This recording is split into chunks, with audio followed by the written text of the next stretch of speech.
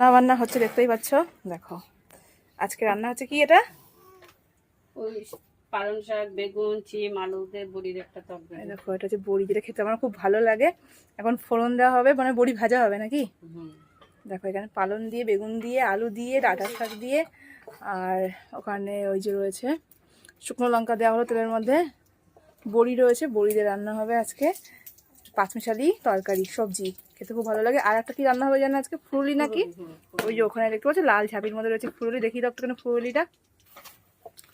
আর এখানে দেখো মাম্মাম খেলা করছে, এই দেখো মাম্মা, হায়া, এই ছোট, আর খেলতে পারছে, তাকাবে না। এই যে ফুলুরি রয়েছে, দেখো এই ফুলুরি রান্না হবে সবার জন্য।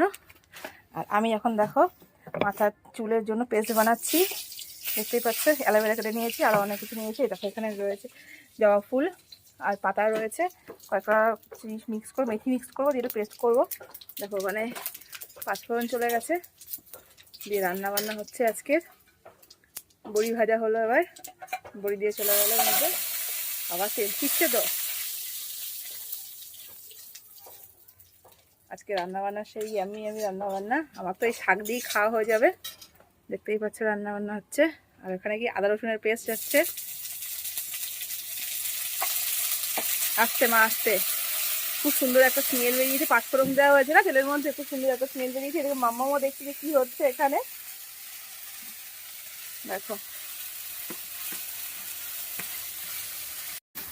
চলে গেল সবজিও ফোড়নের মধ্যে। আর এটাকে ঘ্যাট করা হবে, দুর্দান্ত লাগে কিন্তু পাঁচমিশালি সবজিটা খেতে গরম ভাতের সাথে। তো আমাদের উইন্টার সিজন, হালকা চিনি দেওয়া হবে, দেখতেই পাচ্ছ। একটু মিষ্টি মিষ্টি করবে, বেশ ভালো লাগে খেতে। চিনি চলে গেল। মাম্মা, আমি দেখো এখানে জবা ফুলটা নিয়ে নেবো, পাতা নিয়ে নিচ্ছি। আজকে বেশি ফুল পাইনি, 3-4টা বাড়িতে ঘুরলাম, একটাই পেলাম। তো একটাই দিয়ে কাজ চালাতে হবে, কি আর করা যাবে। আজকে তেল বানাবো না, আজকে পেস্ট বানাবো। ঘড়ি কাটায় বাজে এখন দেখো 12:30 বাজে গেল, আজকে সানডে। তো এই হচ্ছে আজকে আমার ভিডিও। রান্না হচ্ছে এদিকে, ওদিকে দেখো ভাতও হয়ে গেছে, সবজিটাও প্রায় হয়ে গেছে, এখনো একটা রান্না বাকি। ভাত ফুটছে, দেখতে পাচ্ছ। আজকে গ্যাসে রান্না হচ্ছে, পুনরায় রান্না হলো না আজকে।